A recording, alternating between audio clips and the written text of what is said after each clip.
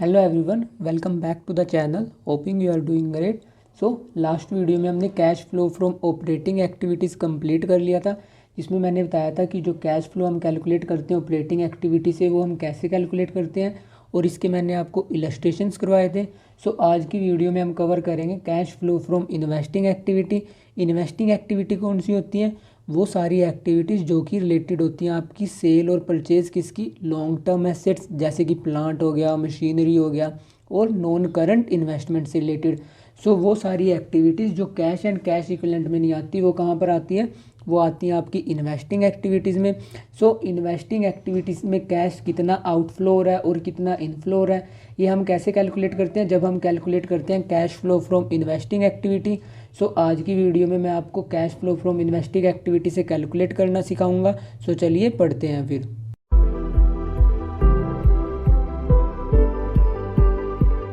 And our first question is from the following particulars calculate cash flow from investing activities.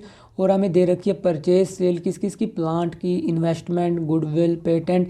इसके अलावा हमें दे रखा है interest received on debentures held as investment, interest paid on debenture issued. ऐसे ही हमें डिविडेंड रिसीव और डिविडेंड पेड की एडजस्टमेंट दे रखी है। और इसके अलावा हमें दिया हुआ है a plot of land was purchased out of surplus fund for investment purposes and was let out for commercial use and rent received was ₹30,000। So हमें कैलकुलेट करना है cash flow from investing activity.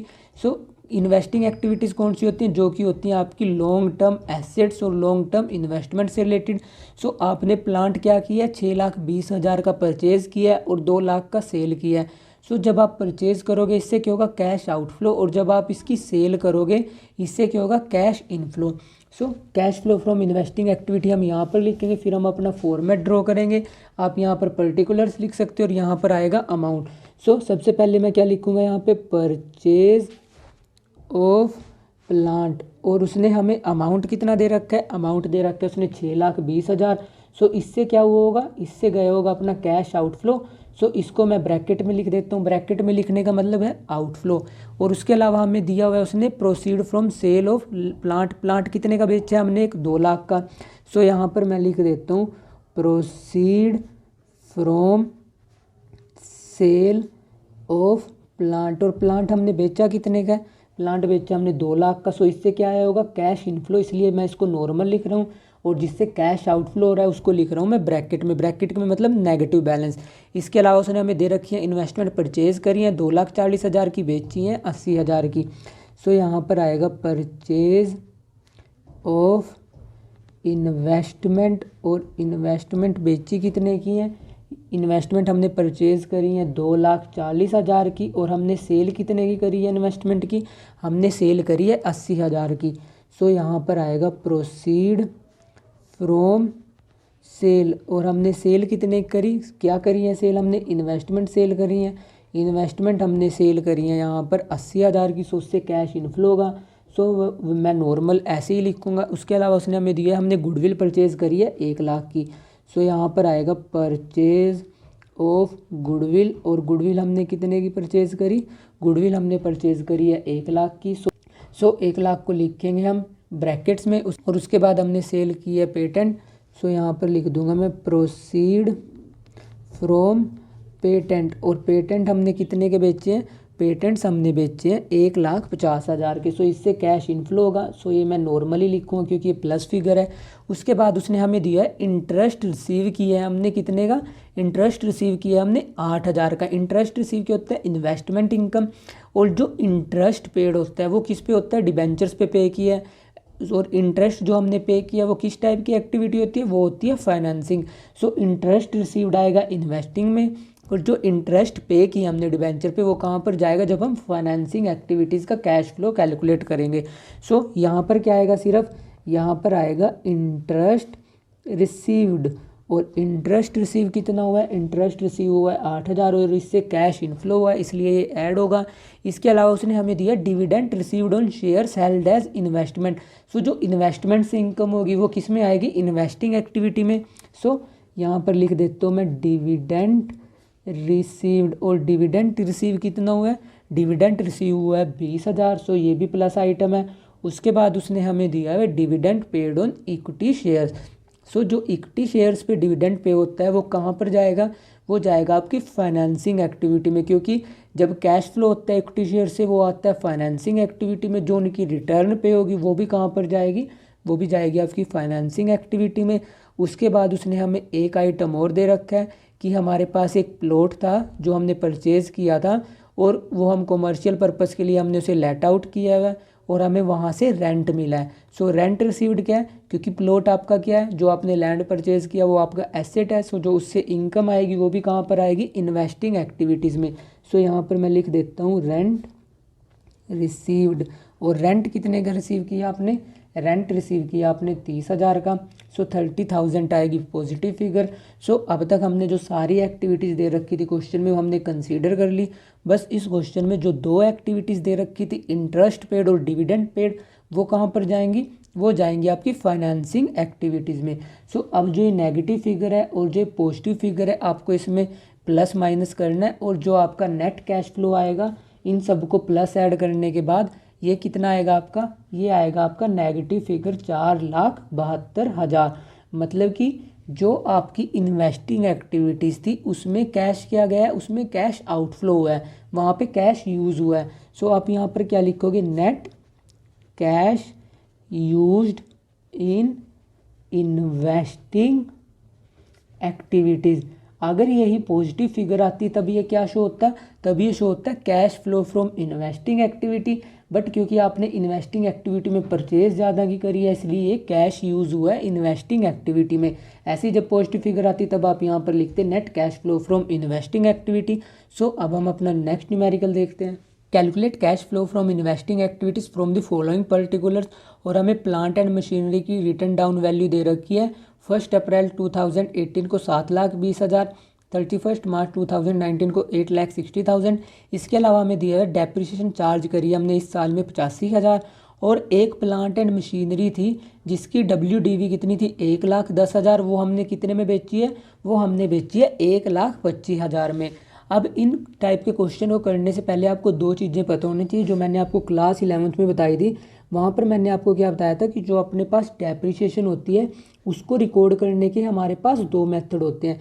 पहला मेथड क्या होता है, जो हम डेप्रिसिएशन चार्ज करते हैं वो डायरेक्टली हम एसेट में चार्ज कर देते हैं, मतलब कि जो एसेट का बैलेंस होगा वो हर साल कम होता चला जाएगा।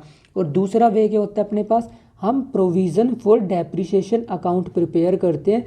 प्रोविज़न फॉर डेप्रिसिएशन अकाउंट क्या होता है, इसमें जो हम डेप्रिसिएशन चार्ज कर रहे हैं एसेट पे, वो हम एसेट पे तो चार्ज करते हैं बट हम उसको एसेट अकाउंट में ना ट्रांसफ़र करके एक सेपरेट प्रोविज़न प्रिपेयर कर लेते हैं डेप्रिसिएशन का। और जिस साल हम एसेट की सेल करते हैं उस साल हम सारी की सारी एक्यूमुलेटेड डेप्रिसिएशन उस पर्टिकुलर एसेट के अकाउंट में ट्रांसफ़र कर देते हैं। सो ये दो वेज होते हैं। सो जो ये WDV दे रखी है हमें रिटर्न डाउन वैल्यू मेथड, इसमें क्या किया होगा हमने, जो हमने डेप्रिसिएशन चार्ज करी होगी एसेट पे वो डायरेक्टली हम एसेट पे ट्रांसफ़र कर रहे हैं, इसलिए इसने दिया हुआ है हमें रिटर्न डाउन वैल्यू। अगर वो हमें क्वेश्चन में देता ओरिजिनल कॉस्ट, ओरिजिनल कॉस्ट से क्या मतलब है कि हमने जो डेप्रिसिएशन चार्ज करी वो हमने एसेट पे डायरेक्टली ट्रांसफ़र ना करके हमने प्रोविज़न अकाउंट में ट्रांसफ़र कर रखी है। सो उसका अकाउंटिंग ट्रीटमेंट अलग होता है, इसका अकाउंटिंग ट्रीटमेंट अलग होता है। और ये आपने क्लास 11th में भी डिटेल में स्टडी कर रखा है क्योंकि क्लास 11th में इसके ऊपर एक पर्टिकुलर एक चैप्टर था।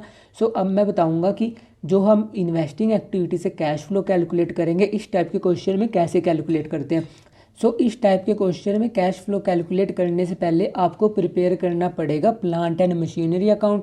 अगर आपको बिल्डिंग दे रखी है तब आपको बिल्डिंग अकाउंट प्रिपेयर करना पड़ेगा, क्योंकि इस अकाउंट को प्रिपेयर करने से आपकी डेप्रिसिएशन भी कैलकुलेट हो जाएगी और जो आपने परचेज़ करी है या सेल करी है या जो गेन हुआ है वो सारा का सारा आइटम इस अकाउंट्स को प्रिपेयर करने से कैलकुलेट हो जाएगा। सो अकाउंट आपको ऑलरेडी प्रिपेयर करना आता है क्योंकि आपने लेजर स्टडी कर रखा है क्लास 11th में। यहाँ पर आता है डेबिट, यहाँ पर आता है क्रेडिट और यहाँ पर हम लिख सकते हैं पर्टिकुलर्स। यहाँ पर आ जाएगा रुपीज़ और यहाँ पर फिर से क्या आ जाएगा, यहाँ पर फिर से आ जाएगा पर्टिकुलर्स और यहाँ पर आ जाएगा रुपीज़। और उसने हमें दे रखी है प्लांट की वैल्यू, ओपनिंग वैल्यू और closing value. So opening value कहाँ पे ब्रोड डाउन होती है, एसेट्स की ओपनिंग वैल्यू ब्रोड डाउन होती है डेबिट साइड। सो यहाँ पर आएगा टू बैलेंस ब्रोड डाउन। और अमाउंट कितना है, अमाउंट है आपका 7,20,000, सो 7,20,000 यहाँ पर आ जाएगा। उसके बाद उसने हमें दी हुई है क्लोजिंग वैल्यू, सो क्लोजिंग वैल्यू कहाँ पर आ जाएगी, ये आ जाएगी आपकी यहाँ पे बाय बैलेंस कैरिड डाउन। और कैरिड डाउन कितना होगा, क्लोजिंग वैल्यू दे रखी है उसने हमें 8,60,000, सो 8,60,000 यहाँ पर आ जाएगी। उसके बाद जब हम डेप्रिसिएशन चार्ज करिए हमने कितनी 85,000, सो इसकी जर्नल एंट्री क्या होती है, इसकी जर्नल एंट्री होती है depreciation account debit to asset account. So ये जर्नल एंट्री करते थे हम क्लास 11th में। जब हम इसको पोस्ट करेंगे सो ये पोस्ट कहाँ पर होगी, इस साइड। सो यहाँ पर हम क्या लिखेंगे, बाय डेप्रिसिएशन अकाउंट। और डेप्रिसिएशन इस साल हमने कितनी चार्ज करी, हमने इस साल डेप्रिसिएशन चार्ज करी है 85,000, सो 85,000 यहाँ पर आ जाएगा। और उसके बाद उसने हमें दिया हुआ है एक प्लांट एंड मशीनरी है जिसकी WDV कितनी है, जिसकी WDV है 1,10,000, और वो हमने बेचा कितने में, वो बेचा हमने 1,25,000 में। मतलब उसकी कॉस्ट इतनी थी और हमने सेल इतने में करी है। मतलब कि हमें प्रॉफिट कितने का हुआ है, sale price minus cost. So profit कितने का हुआ हमें, प्रॉफिट हुआ है हमें 15,000 का। सो इसको हम जर्नल एंट्रीज में कैसे लिखते थे, सबसे पहले हम लिखते थे bank account debit to machinery account, जब हम मशीन बेचते थे। सो ये जर्नल एंट्री कितने से होती थी, 1,25,000 से। फिर जो गेन होता था उसको हम गेन अकाउंट में ट्रांसफ़र कर देते थे। सो ये सब आप क्लास 11th में ऑलरेडी स्टडी कर चुके हो। सो जब हम सेल करेंगे उसकी जर्नल एंट्री क्या होगी, bank account debit to plant and machinery, और कितने से होगी, ये जर्नल एंट्री होगी 1,25,000 से। सो यहाँ पर हम क्या लिखेंगे, बाय बैंक अकाउंट, और अमाउंट कितना आएगा, अमाउंट आएगा आपका 1,25,000। और उसके बाद जो गेन होता है उसको कहाँ पर ट्रांसफ़र करते हैं हम, उसको ट्रांसफ़र करते हैं हम गेन अकाउंट में। सो उसकी जर्नल एंट्री क्या होती है, उसकी जर्नल एंट्री होती है आपकी plant and machinery account debit to gain on sale. So gain कितना हुआ है हमें, गेन हुआ है हमें 15,000। सो 15,000 हम कहाँ पे ट्रांसफ़र कर देंगे, गेन अकाउंट में।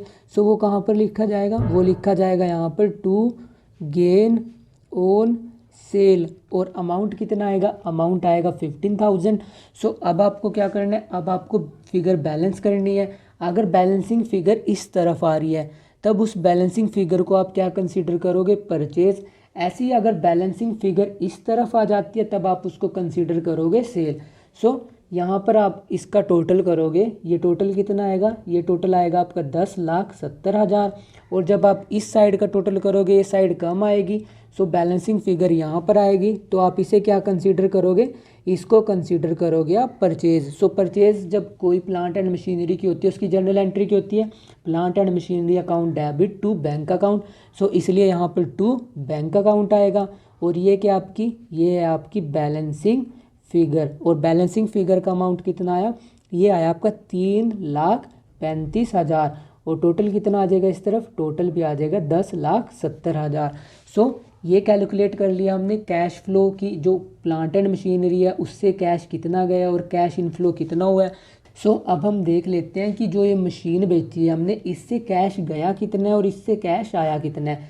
सो जो डेप्रिसिएशन चार्ज करी हमने कितनी, 85,000, ये कहाँ पर शो करेंगे हम, ये शो करेंगे हम ऑपरेटिंग एक्टिविटीज़ में। और जो ये हमने सेल करी है, सेल कितने करी हमने, 1,25,000 की। सो इससे क्या हुआ है इन्वेस्टिंग एक्टिविटी में, इससे हुआ है कैश इनफ्लो। सो ये पॉजिटिव फिगर है। और एक हमने क्या करी है, प्लांट एंड मशीनरी की परचेज करी है कितने की, 3,35,000 की। सो ये क्या हुआ है, ये कैश आउटफ्लो हुआ है। सो आउटफ्लो को हम क्या करेंगे, माइनस। सो ये दोनों आइटम जब हम प्लस माइनस इनको कंसीडर कर लेंगे तो जो अपना नेट कैश आउटफ्लो आएगा वो कितना आएगा, 2,10,000। मतलब कि जो हमने मशीन खरीदी और बेची है उससे बिजनेस से कैश आउटफ्लो कितना हुआ है, 2,10,000। और इसके बाद जो ये गेन हुआ है कितना, 15,000। इसको हम कहाँ पे लेस करेंगे, इसको लेस करेंगे हम ऑपरेटिंग एक्टिविटीज़ में, जो मैं आपको ऑलरेडी बता चुका हूँ। सो ऐसे हम प्रिपेयर करेंगे प्लांट एंड मशीनरी अकाउंट, जिससे हम कैलकुलेट करेंगे जो हमने डेप्रिसिएशन चार्ज करी। अगर बैलेंसिंग फिगर इस तरफ आ जाती है तब हम उसको परचेज मानते हैं। और अगर आपको क्वेश्चन में यहाँ पर डेप्रिसिएशन जैसे, तो अब तो उसने दे रखी थी हमें 85,000। अगर सपोज करो आपको न्यूमेरिकल दे देता है कोई और उसमें सपोज करो आपने मशीनरी अकाउंट प्रिपेयर किया, आप मशीनरी अकाउंट में यहाँ पे बैलेंस ब्रोड डाउन कर दोगे और यहाँ पर आप बैलेंस कैरिड डाउन कर दोगे। और उसके अलावा उसने हमें कोई इन्फॉर्मेशन नहीं दी कि हमने मशीन परचेज करी है या मशीन सेल करी है। और अगर बैलेंसिंग फिगर इस तरफ आता है तब आप उसको क्या कंसीडर कर सकते हो, तब आप उसको डेप्रिसिएशन कंसीडर कर सकते हो। अगर आप उसको सेल कंसीडर करोगे तब आप वहाँ पे वर्किंग नोट लिख देना कि जो बैलेंसिंग फिगर आई है उसको मैंने सेल कंसीडर किया। बट आपको फर्स्ट एजम्पशन क्या लेनी है, फर्स्ट एजम्पशन लेनी है आपको डेप्रिसिएशन की। अगर उसने सिर्फ ओपनिंग बैलेंस दे रखा है, क्लोजिंग बैलेंस दे रखा है और बैलेंसिंग फिगर यहाँ पर आ जाती है, तो फर्स्ट एजम्पशन क्या लेनी है आपने कि डेप्रिसिएशन चार्ज हुई। अगर उसने क्वेश्चन में हमें डेप्रिसिएशन दे दी और फिर भी बैलेंसिंग फिगर इस तरफ आ रही है, तब आप उसको क्या कंसीडर करोगे, आप उसे कंसीडर करोगे सेल। सो पहले पे आपको क्या कंसीडर करना है, डेप्रिसिएशन। अगर डेप्रिसिएशन दे रखी है क्वेश्चन में तब आप उसे कंसीडर करोगे सेल। और अगर बैलेंस इस तरफ आ जाता है तब उसको क्या कंसीडर करोगे आप, तब उसको कंसीडर करोगे परचेज। और ये आप अपनी एजम्पशन दे दोगे, मतलब जैसे यहाँ पे लिखोगे आप जो डेप्रिसिएशन लिखोगे, यहाँ पे सपोज करो जैसे ये डेप्रिसिएशन लिख दी, आप यहाँ पर ऐसे नोट नंबर 1 लिख दोगे और नोट नंबर 1 की आप जो एजम्पशन माननी है आपने वो एजम्पशन आप वर्किंग नोट में दे दोगे। इससे एग्जामिनर आपका एक भी मार्क्स डिडक्ट नहीं कर पाएगा। सो अब हम अपना नेक्स्ट न्यूमेरिकल देख लेते हैं।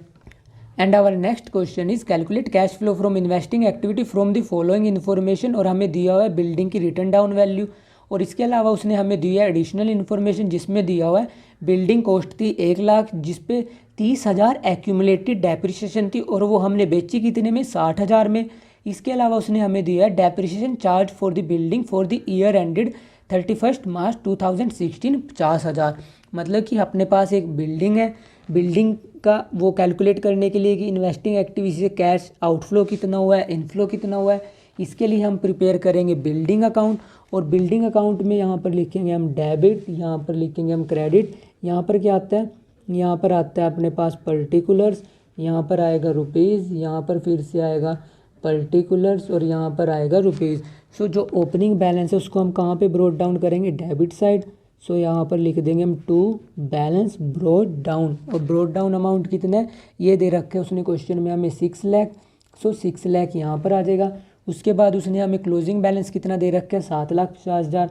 तो हम यहाँ पे लिखेंगे बाय बैलेंस कैरिड डाउन और अमाउंट कितना दिया हुआ है, 7,50,000। उसके बाद उसने हमें दिया हुआ है एक बिल्डिंग है जिसकी कॉस्ट कितनी थी, जिसकी कॉस्ट थी 1 लाख और उस पर एक्यूमुलेटेड डेप्रिसिएशन, मतलब कि जब से वो मशीन परचेज करी उस पर शुरुआत से लेके इस टाइम तक कितनी डेप्रिसिएशन चार्ज हो चुकी है, 30,000। मतलब कि उसकी कॉस्ट कितनी बची हुई है इस टाइम उसकी वैल्यू है 70,000। ये उसकी ओरिजिनल कॉस्ट थी और ये उस पर एक्यूमुलेटेड डेप्रिसिएशन है। तो एट प्रेजेंट उस पर उसकी वैल्यू कितनी है, 70,000। और उस पर बोला है उसने कि हमने उसे बेचा है 60,000 में, मतलब कि 70,000 की उसकी वैल्यू है इस टाइम और हमने उसे 60,000 में बेचा है। सो हमें लॉस कितने का हुआ, सो लॉस हुआ है हमें 10,000 का। सो ये आ चुका है अपना लॉस। उसके बाद उसने हमें दिया है कि डेप्रिसिएशन चार्ज करी है इस साल हमने 50,000, मतलब कि जो ये 50,000 डेप्रिसिएशन चार्ज हुई है इसमें जो मशीन हमने बेची है 1 लाख की उसकी डेप्रिसिएशन भी यहाँ पर क्या है, इंक्लूडेड है। मतलब कि क्योंकि वो मशीन भी हमने कब बेची, 31 मार्च 2016 को आकर। सो उसकी डेप्रिसिएशन भी इस 50,000 में इंक्लूडेड है। और जो ये 30,000 डेप्रिसिएशन दे रखी है एक्यूमुलेटेड डेप्रिसिएशन, ये एक्यूमुलेटेड कब तक है, ये है 31 मार्च 2015 तक। क्योंकि करंट ईयर की डेप्रिसिएशन कितनी है, ये दे रखी है हमें 50,000 और इस 50,000 में जो ये 1 लाख की मशीन बेची हमने इसकी भी डेप्रिसिएशन इसमें इंक्लूड है। सो अब हम चार्ज करेंगे डेप्रिसिएशन और हम लिखेंगे डेप्रिसिएशन की चार्ज करने की जनरल एंट्री क्या होती है, depreciation account debit to building.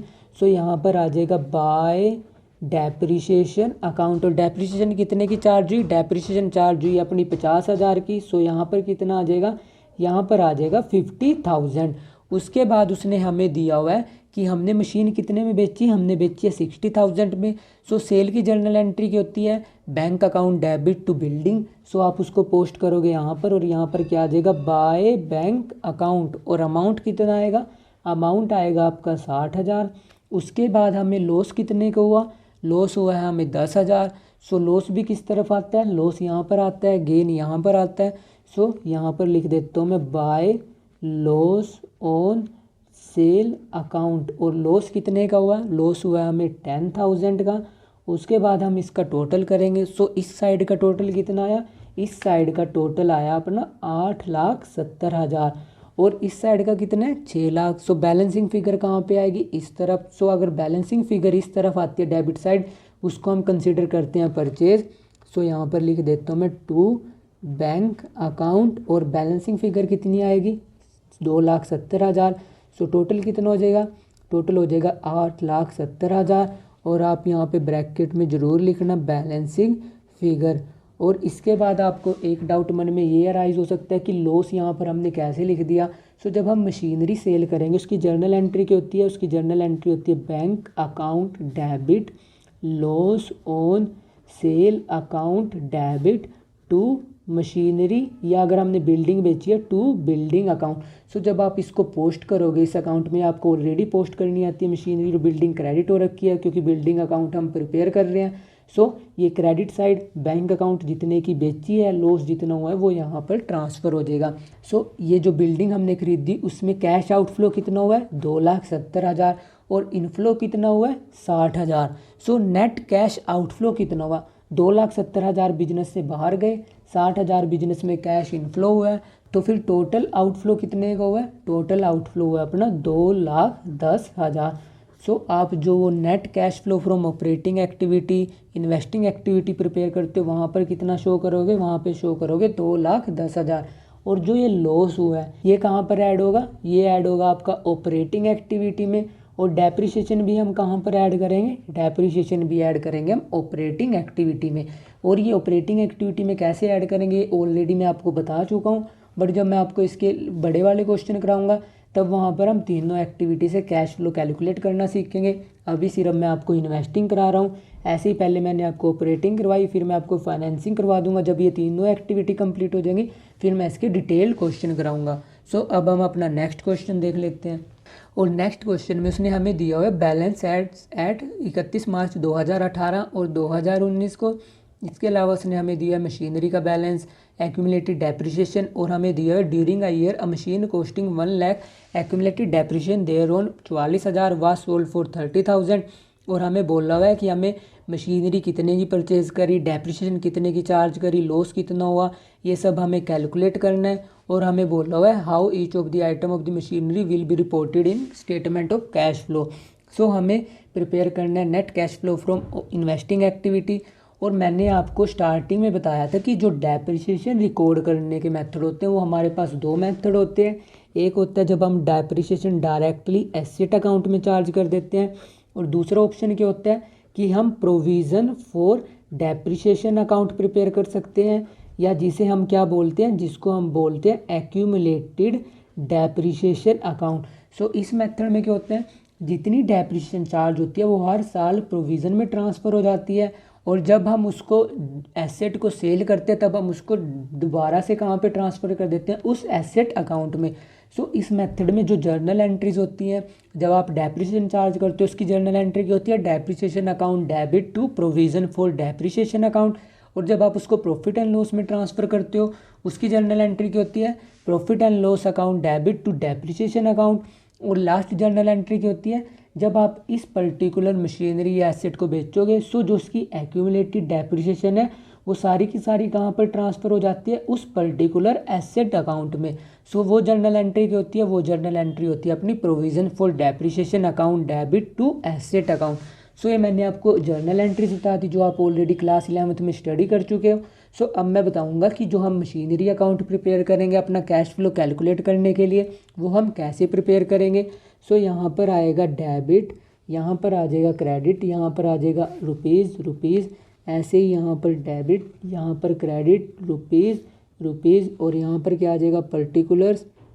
ऐसे ही जो बचे हुए 4 कॉलम है वहाँ पर भी हम क्या लिख देंगे पर्टिकुलर्स, यहाँ पर भी लिख देंगे हम।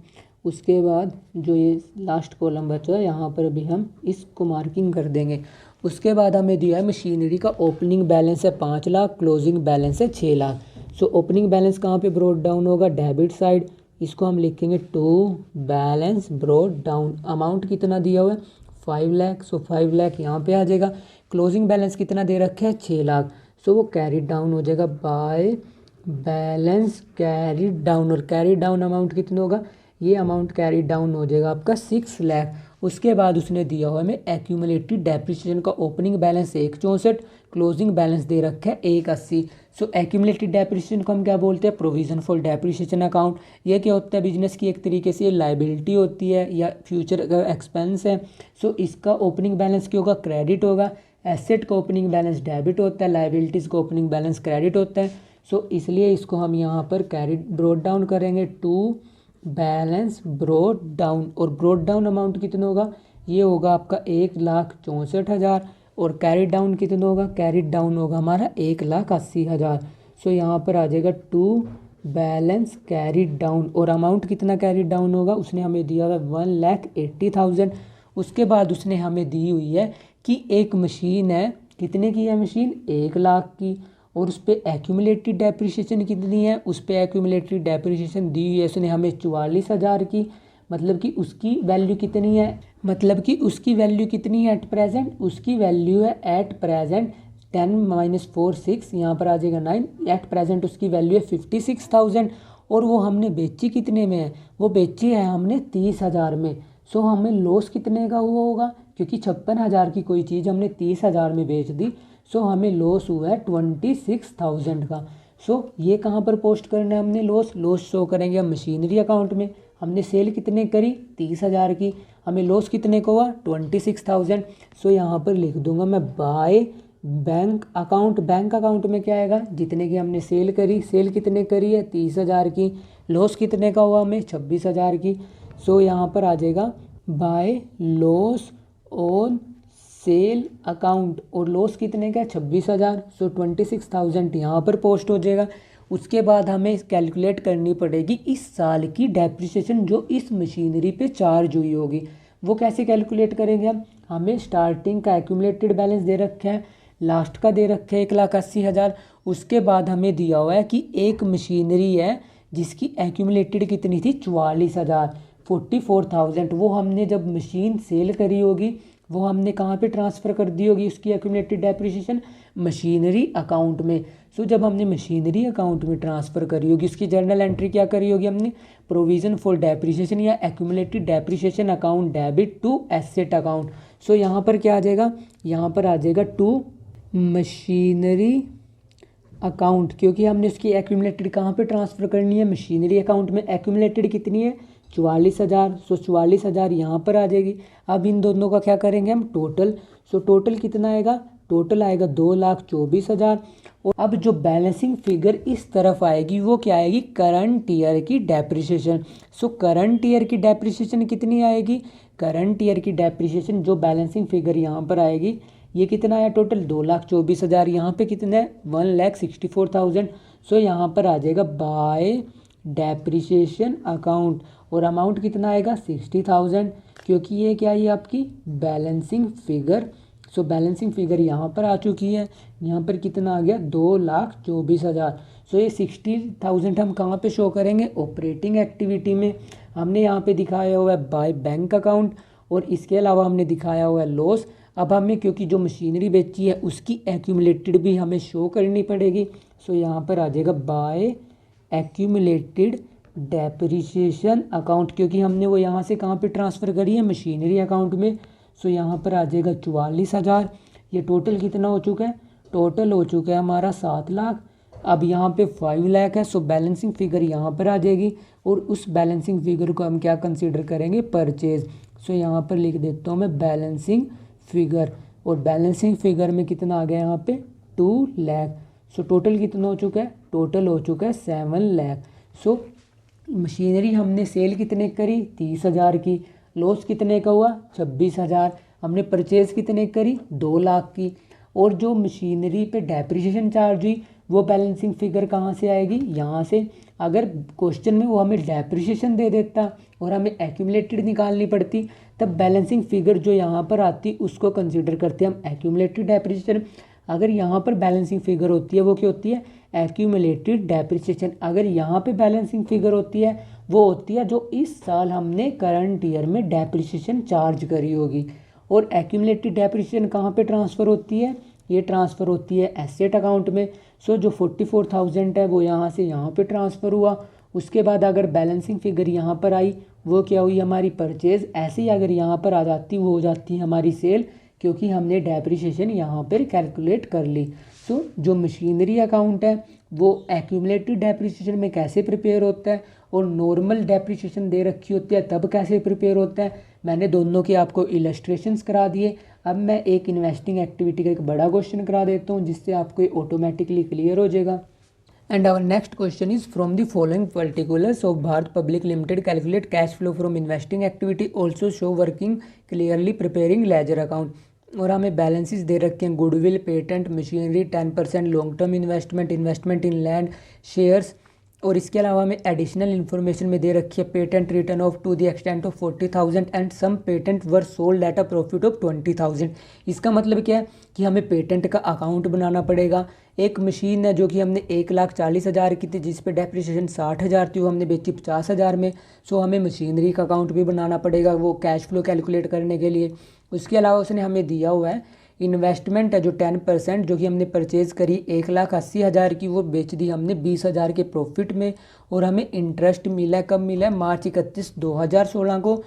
तो फिर हमें इन्वेस्टमेंट अकाउंट भी प्रिपेयर करना पड़ेगा। इसके अलावा उसने हमें दिया हुआ है कि एक लैंड परचेज़ किया हमने सरप्लस फंड से इन्वेस्टमेंट पर्पसेस के लिए और हमने उसे लेट आउट किया है कॉमर्शियल पर्पस के लिए। सो उससे हमें क्या मिला है, उससे हमें मिला है रेंट। सो रेंट रिसीव होता है वो क्या होती है आपकी इन्वेस्टमेंट इनकम। सो ये इनफ्लो है। सो आपको किस किस का अकाउंट प्रिपेयर करना पड़ेगा, उसने हमें फर्स्ट एडजस्टमेंट दे रखी है पेटेंट की, सेकंड दे रखी है मशीनरी की, थर्ड दे रखी है इन्वेस्टमेंट की। सो आपको ये तीनों अकाउंट प्रिपेयर करने पड़ेंगे। और इसके अलावा उसने हमें जो न्यूमेरिकल में दे रखे हैं गुडविल, पेटेंट, सो आपको ये सारी चीज़ें कंसीडर करनी पड़ेंगी। और फिर आप अपना क्या कैलकुलेट करोगे, cash flow from investing activity. So यहाँ पर आ जाएगा रुपीज़। उसने हमें दिया हुआ गुडविल थी स्टार्टिंग में 1,00,000 की और 31/3/2016 को कितने की हो चुकी है, 3,00,000 की। मतलब कि आपने गुडविल परचेज़ करी, आपने कोई बिजनेस वगैरह परचेज़ की होगा, आपने उसके लिए गुडविल की पेमेंट करी होगी। सो इससे क्या होगा, कैश आउटफ्लो। सो यहाँ पर क्या आएगा, परचेज ऑफ गुडविल। और गुडविल कितने की परचेज़ करी, गुडविल परचेज़ हुई है 2,00,000 की। सो 2,00,000 की होगा नेगेटिव बैलेंस। और उसके बाद उसने हमें पेटेंट दे रखा है। सो पेटेंट का हमें अकाउंट प्रिपेयर करना पड़ेगा। ऐसे ही हमें मशीनरी का अकाउंट प्रिपेयर करना पड़ेगा। सो पहले हम अपने अकाउंट प्रिपेयर कर लेते हैं। पेटेंट का ओपनिंग बैलेंस कितना दे रखा है, 2,80,000। सो बैलेंस कहाँ पर ब्रोड डाउन हो जाएगा, टू बैलेंस ब्रोड डाउन। और अमाउंट कितने, अमाउंट दिया हुआ है 2,80,000। उसके बाद उसने हमें दिया हुआ है क्लोजिंग बैलेंस। क्लोजिंग कितना दे रखा है, 1,60,000। सो वो यहाँ पर आ जाएगा बाय बैलेंस कैरिड डाउन। और कैरिड डाउन कितना होगा, कैरिड डाउन होगा आपका 1,60,000। उसके बाद उसने हमें दिया हुआ है एडजस्टमेंट में पेटेंट हमने राइट ऑफ किए हैं 40,000 के और कुछ पेटेंट हमने बेचे हैं कितने के, प्रॉफिट पे 20,000। सो जो प्रॉफिट होता है वो कहाँ पर ट्रांसफ़र होता है, डेबिट साइड। सो यहाँ पर लिख देता हूँ मैं to gain on sale account. और अमाउंट कितना दिया हुआ है, अमाउंट दिया उसने हमें 20,000। सो 20,000 यहाँ पर आ जाएगा। उसके बाद हमने कुछ पेटेंट राइट ऑफ किए 40,000 के। सो जब हम पेटेंट राइट ऑफ करते हैं तब हम क्या लिखते हैं, statement of profit and loss account debit to patent account. So जब आप इसको इस अकाउंट में पोस्ट करोगे सो यहाँ पर क्या आ जाएगा, by statement of profit and loss account. और कितने के राइट ऑफ करे आपने, आपने राइट ऑफ किए हैं 40,000 के। 40,000 यहाँ पर आ जाएगा। उसके बाद हमें क्या करना पड़ेगा, अब इसका टोटल करना पड़ेगा क्योंकि इसके अलावा उसने हमें कुछ एक्स्ट्रा एडजस्टमेंट दे नहीं रखी। इस तरफ का टोटल कितना आया, ये टोटल आया आपका 3 लाख और यहाँ पे कितना बन रहा है 2 लाख। सो बैलेंसिंग फिगर कहाँ पर आएगी, बैलेंसिंग फिगर आएगी यहाँ पर। सो आप यहाँ पर उसे क्या कंसीडर करोगे, आप उसको कंसीडर करोगे सेल, क्योंकि कुछ पेटेंट हमने बेचे हैं जिस पे हमें प्रॉफिट हुआ। सो मतलब कि हमने सेल करी होगी। सो यहाँ पर आ जाएगा बाय बैंक अकाउंट। और अमाउंट कितना आएगा, अमाउंट आएगा जो अपनी बैलेंसिंग फिगर है, बैलेंसिंग फिगर कितनी आई 1 लाख। सो इस तरफ भी टोटल कितना हो चुका है, इस तरफ भी टोटल हो चुका है अपना 3 लाख। सो जो पेटेंट है, पेटेंट की हमने सेल कितने करी, पेटेंट की हमने सेल करी है 1 लाख। सो इससे क्या हुआ, इससे हुआ अपना कैश इनफ्लो। सो इसको मैं कहाँ पर लिखूँगा, इसको मैं लिखूँगा cash flow from investing activity में, और यहाँ पर क्या लिखूँगा मैं, proceed from sale of patent. और पेटेंट हमने बेचा कितने का, पेटेंट हमने बेचे हैं 1 लाख के। सो 1 लाख यहाँ पर आ जाएगा। और उसके बाद जो हमने पेटेंट्स में कैलकुलेट किया है गेन, ये कहाँ पर लेस होगा, ये लेस होगा ऑपरेटिंग एक्टिविटीज़ में। उसके बाद उसने हमें दी हुई है मशीनरी, ओपनिंग बैलेंस है 10,20,000, क्लोजिंग बैलेंस है 12,40,000। और उसके बाद उसने हमें मशीनरी की एडजस्टमेंट दे रखी है। सो हमें क्या प्रिपेयर करना पड़ेगा, मशीनरी अकाउंट। सो मशीनरी अकाउंट में यहाँ पर क्या आ जाएगा, टू बैलेंस ब्रोड डाउन। और बैलेंस कितना ब्रोड डाउन हो जाएगा आपका, बैलेंस ब्रोड डाउन हो जाएगा आपका 10,20,000। क्लोजिंग बैलेंस कितना दे रखा है, 12,40,000। सो यहाँ पर आ जाएगा बाय बैलेंस कैरिड डाउन, और कैरिड डाउन का अमाउंट कितना दिया हुआ है, 12,40,000। उसके बाद उसने हमें क्वेश्चन में दिया हुआ है एक मशीन है जिसकी कॉस्ट 1,40,000 है, जिस पे डेप्रिसिएशन 60,000 है, वो हमने बेची कितने की, 50,000 की। मतलब कि 1,40,000 में से 60,000 आप डेप्रिसिएशन लेस करोगे, ये कितने की हो जाएगी आपकी, 80,000 की। और आपने बेचा कितने में उसे, 50,000 में। सो आपको लॉस कितने का हुआ, आपको लॉस हुआ है 30,000 का। सो और इस साल की हमने डेप्रिसिएशन टोटल कितनी चार्ज कर रखी है, हमने टोटल चार्ज करी है 1,40,000। सो जो टोटल डेप्रिसिएशन चार्ज करी उसको मैं यहाँ पर क्या लिखूँगा, बाय डेप्रिसिएशन। सो यहाँ पर आ जाएगा बाय डेप्रिसिएशन अकाउंट। और डेप्रिसिएशन कितनी है, डेप्रिसिएशन इस साल की है 1,40,000। और जो हमने मशीनरी बेची है उस पर लॉस कितने का हुआ, लॉस हुआ है 30,000, और हमने बेची कितने में, वो 50,000 में। सो जो बेची है वो यहाँ पर आ जाएगा बाय बैंक अकाउंट, और बेची कितने में, 50,000 में। सो यहाँ पर आ जाएगा 50,000। और जो हमें लॉस हुआ है वो यहाँ पर हम लिख देंगे by loss on sale account. और लॉस कितने का हुआ, लॉस हुआ है हमें 30,000 का। सो अब हम क्या करेंगे, टोटल करेंगे। इस साइड का टोटल क्या आएगा, इस साइड का टोटल आएगा 14,60,000। और उसने हमें इसके अलावा कुछ और एडजस्टमेंट नहीं दे रखी। सो बैलेंसिंग फिगर यहाँ पर क्या आएगी, बैलेंसिंग फिगर इस तरफ आएगी 4,40,000। तो उसको क्या मानेंगे हम, उसको मानेंगे परचेज। सो यहाँ पर मैं लिख देता हूँ टू बैंक अकाउंट, और बैलेंसिंग फिगर कितनी आ जाएगी, 4,40,000। सो टोटल कितना हो जाएगा, टोटल हो जाएगा हमारा 14,60,000। सो जो आप मशीनरी है, मशीनरी की परचेज़ कितने की, 4,40,000 की। और मशीनरी की सेल कितने की है, 50,000 की। सो अब मैं इसको जो cash flow from investing activity calculate कर रहा था इसको वहाँ पे पोस्ट कर दूंगा। सो पहले मैं यहाँ पे सेल लिख देता हूँ, सेल कितने की है, प्रोसीड फ्रॉम मशीनरी, मशीनरी बिकी है अपनी 50,000 की। और हमने परचेज़ कितने करी, परचेज़ करी हमने 4,40,000 की। सो यहाँ पर आ जाएगा परचेज़ ऑफ मशीनरी। और मशीनरी हमने कितने की परचेज़ करी, मशीनरी हमने परचेज़ करी है 4,40,000 की। सो ये क्या आएगी, ये आएगी आपकी नेगेटिव फिगर। सो इसलिए इसको मैंने ब्रैकेट में लिख दिया। अब उसके बाद उसने हमें क्वेश्चन में दिया हुआ है कि अपने पास 10% लॉन्ग टर्म इन्वेस्टमेंट है जिसका ओपनिंग बैलेंस है 60,000, क्लोजिंग बैलेंस है 1,60,000। और उसने हमें इन्वेस्टमेंट की एडजस्टमेंट दे रखी है। सो हमें कैश फ्लो कैलकुलेट करने के लिए भी क्या प्रिपेयर करना पड़ेगा, हमें प्रिपेयर करना पड़ेगा अपना इन्वेस्टमेंट अकाउंट। और उसने हमें ओपनिंग बैलेंस कितना दिया हुआ है, 60,000। सो यहाँ पर आ जाएगा टू बैलेंस ब्रोड डाउन। और अमाउंट ब्रोड डाउन कितना होगा, ये ब्रोड डाउन हो जाएगा आपका 60,000। और क्लोजिंग बैलेंस कितना दे रखा है, उसने क्लोजिंग बैलेंस दे रखा है 160। सो यहाँ पर आ जाएगा बाय बैलेंस कैरिड डाउन। और कैरिड डाउन कितना होगा, यहाँ पर आ जाएगा 1,60,000। उसके बाद उसने हमें एडजस्टमेंट में दिया हुआ है 31 मार्च 2016 को हमने 10% इन्वेस्टमेंट परचेज़ करी 1,80,000 की। और कुछ इन्वेस्टमेंट हमने बेची हैं कितने में, जिस पे हमें 20,000 का प्रॉफिट हुआ है। और हमें इंटरेस्ट और इन्वेस्टमेंट रिसीव हुआ है 31 मार्च 2016 को। सो ये सारे के सारे आइटम हमें यहाँ पर शो करने पड़ेंगे। सो हमने जो इन्वेस्टमेंट परचेज़ करी वो कहाँ पर शो होंगी, वो होंगी यहाँ पर, क्योंकि जर्नल एंट्री की होती है investment account debit to bank, so यहाँ पर आ जाएगी टू बैंक अकाउंट। और हमने परचेज़ कितने की करी, हमने परचेज़ करी है 1,80,000 की। और उसके बाद कुछ इन्वेस्टमेंट जो हमने बेची हैं उन पे क्या हुआ हमें प्रॉफिट, सो प्रॉफिट भी कहाँ पर आएगा डेबिट साइड। सो प्रॉफिट का अमाउंट कितना दे रखा है 20,000, सो यहाँ पर आ जाएगा टू प्रॉफिट ऑन सेल। और प्रॉफिट कितना हुआ, प्रॉफिट हुआ है 20,000, सो 20,000 यहाँ पर आ जाएगा। उसके बाद उसने हमें इससे रिलेटेड कुछ और नहीं दे रखा, उसने दे रखा है interest on investment. So interest हम इस अकाउंट में शो नहीं करेंगे क्योंकि उसका इंटरेस्ट का सेपरेट अकाउंट प्रिपेयर होगा।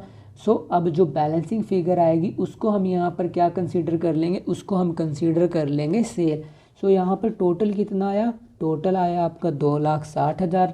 यहाँ पर भी टोटल कितना आया, यहाँ पर भी क्योंकि इस तरफ भी टोटल 2,60,000 ही आना है। सो बैलेंसिंग फिगर 1 लाख की आएगी, उसको आप क्या करोगे सेल। सो यहाँ पर लिखेंगे बाय बैंक अकाउंट, और ये क्या है, ये आपकी बैलेंसिंग फिगर। और बैलेंसिंग फिगर कितने की आई 1 लाख की, इसको आप क्या कंसीडर करोगे सेल।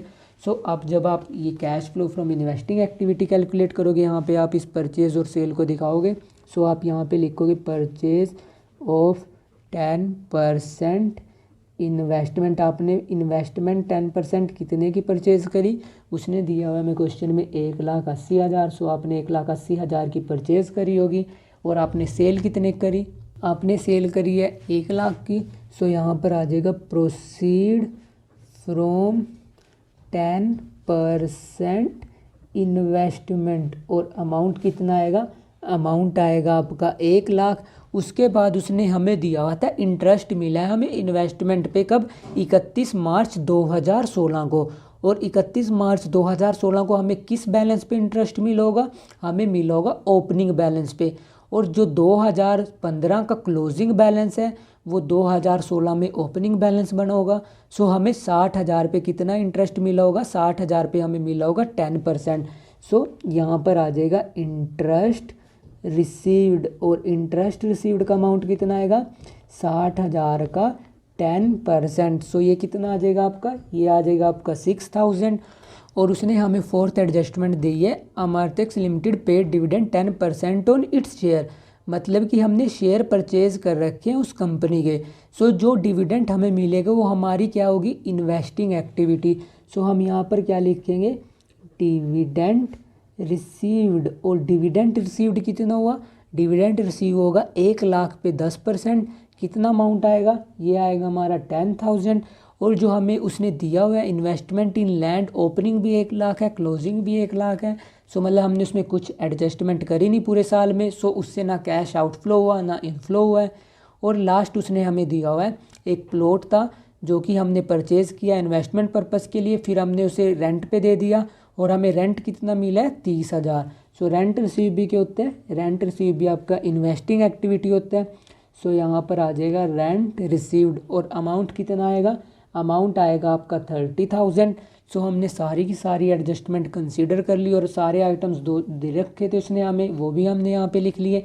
अब जो प्लस आइटम आए हैं और नेगेटिव आइटम आए हैं आपको इनको आपस में एक दूसरे से कैंसिल आउट करना है। सो नेट बैलेंस क्या आएगा आपका, नेट बैलेंस आएगा आपका, सो जो नेट बैलेंस आएगा आपका वो कितना आएगा, वो आएगा आपका 5,24,000। सो इसका मतलब क्या है नेगेटिव फिगर का, कि मतलब आपने इन्वेस्टिंग एक्टिविटी में कैश यूज़ किया है। सो यहाँ पर आ जाएगा net cash used in investing activities. और आपने जो ये कंपनी दी हुई थी आपको भारत गैस लिमिटेड, आपने इसका इन्वेस्टिंग एक्टिविटी का कैश फ्लो कैलकुलेट कर लिया। सो ऐसे हम इन्वेस्टिंग एक्टिविटी का प्रिपेयर करेंगे, बट जो मैं आपको बड़े क्वेश्चन कराऊंगा उसमें हम तीनों एक्टिविटी का प्रिपेयर करेंगे। So that's all for today, keep learning and smiling. If you have any doubt in this particular question you can ask me in the comment section and don't forget to share and subscribe to this channel. Thank you. Bye bye.